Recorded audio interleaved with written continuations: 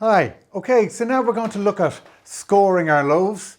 So just there a few moments ago, I was showing you all the different scoring techniques and why we do those different techniques to allow the crumb to open out and to give us our lovely light loaves of bread. So you have to really take it upon yourself at this stage to decide how you're going to score the breads. And the dough will dictate this. So just going to dust a little bit of flour on this piece of dough here. So this piece of dough has been in the fridge retarding for around 18 hours or so. And I'm just going to get, we can feel it there, and it's lovely and soft. So we know we have a nice, soft, open crumb. And this is the main thing we're looking for. And because of the amount of rye in there, it's going to be really well fermented inside there. So now we're going to tip it out, and I'm going to give it a little indentation test to see how much oven spring there is. And that'll tell us what type of scoring. If it springs right back up and feels like it's about to burst, it'll be a single scoring going all the way around. Or else if it's a little bit softer, we might go for 2 scorings. And as we we're saying, that's a really safe way of scoring, and you get a really nice loaf. And then if it was nearly overproofed and really wobbly, we would just do little gentle scoring around the sides. So we'll tip it out onto our tray now to see what that's like. Okay. Lovely. I love the form of that, the way the banneton forms that. Really nice. That is. Okay. I'm just going to dust a tiny bit of flour onto there. And that's going to just accentuate the cuts. And I can feel it. And that feels quite soft, that does inside. So we know we have a nice soft open crumb. But even though it's not leaving indentation, you can see it's slowly coming up. So we're going to give this 2 cuts. And the ribbon in the middle there will tie it together and stop it from splitting apart. So we're going to get our lame. So we have to, this is our double-sided razor blade. And if you're only using a coffee stirrer today to see what that's like, we get the coffee stirrer, I'm going to insert it in here, bend over the blade and pull it out the other side. So the curved blade is like this. You can see that. See the way it goes through there? And you can use that to score our loaves. Or if you have, this is one of the types of lames we use here in our bread school. And I'm just going to get another double-sided razor blade. Now be careful with these. These are really super sharp new blades there. And holding it by the ends and getting, you can see that piece around there, the way it's curved. Insert that in, bend over the blade like that. So we have a nice curved blade, and that will allow us to get under there and start to cut open.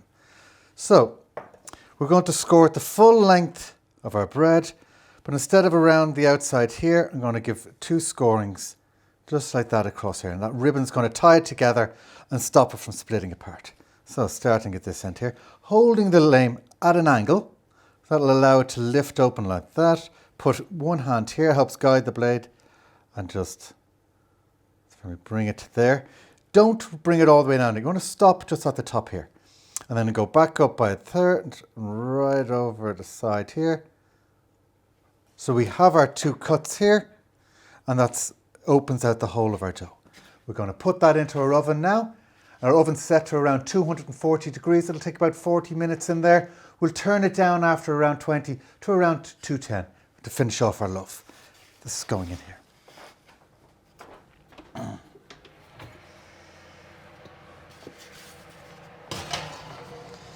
that in there.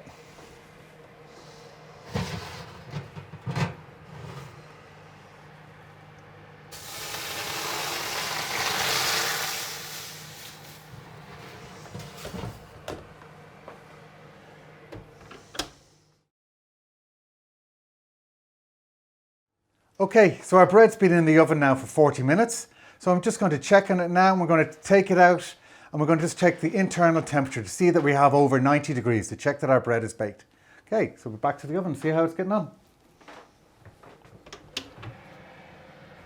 Looking gorgeous. Excellent, beautiful.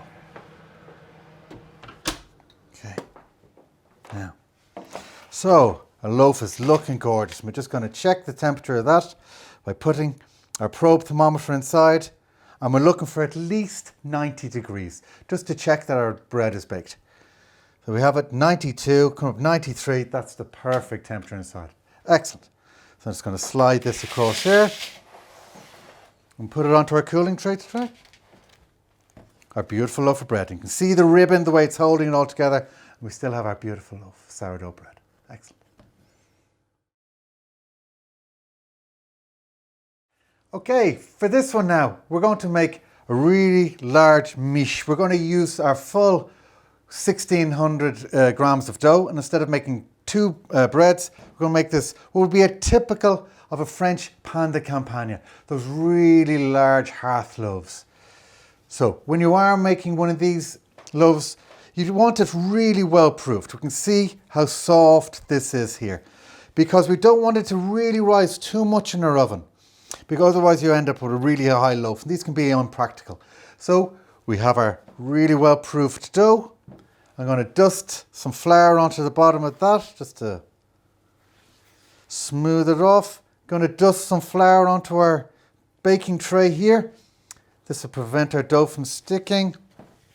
You can see that it's super light and airy.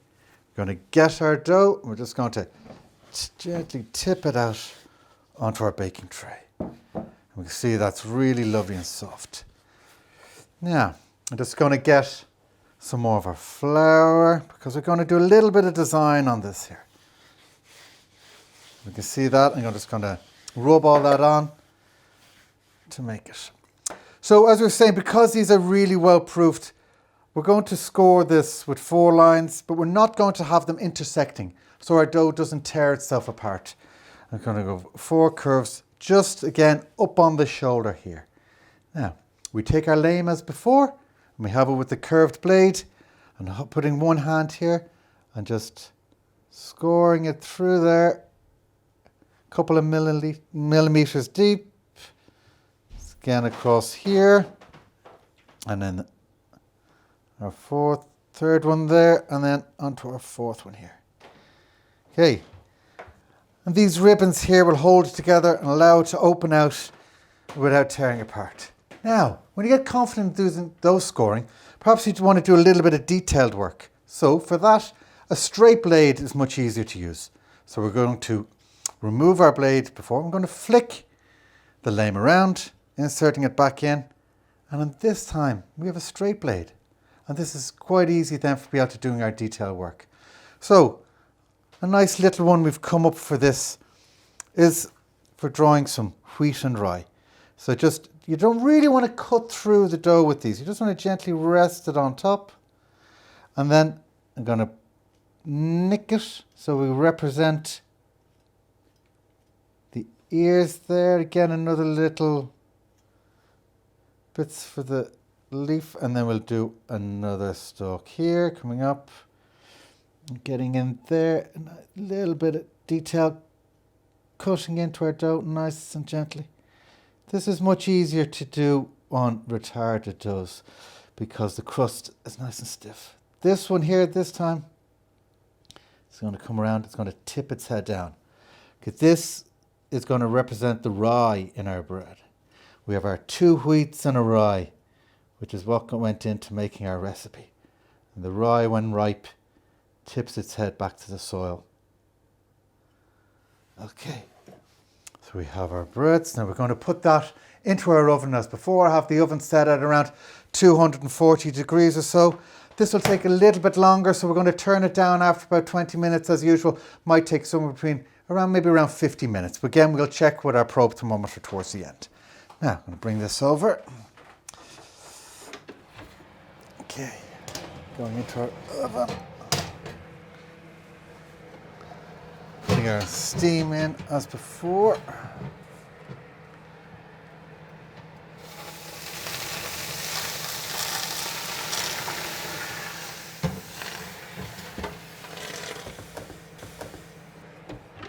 And we let that bake off. Okay, so our pain de campagne should be ready now. It's been in the oven for around 50 minutes. That's about 10 minutes longer than it was when we were doing our smaller loaves. Just because of its greater volume, we're really going to have to give it that extra bit. But to check that it's really ready, again, we're going to take the internal temperature, hoping that it's above 90 degrees and making sure that it's getting into that 92, 93 at a really nice, well baked on the inside of our loaf. So we'll just check it in the oven now.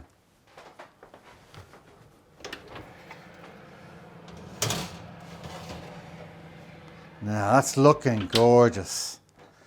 Beautiful colours there on our loaf. You see it there. So we're going to check the internal temperature. Again, taking our little probe thermometer, inserting it into the centre of our loaf. What we have, there we go, 93, 94, 95. Perfect. Our loaf's going to be gorgeous. So, just going to move it over here into our cooling tray to cool. Now, and there we have our pan de campagna.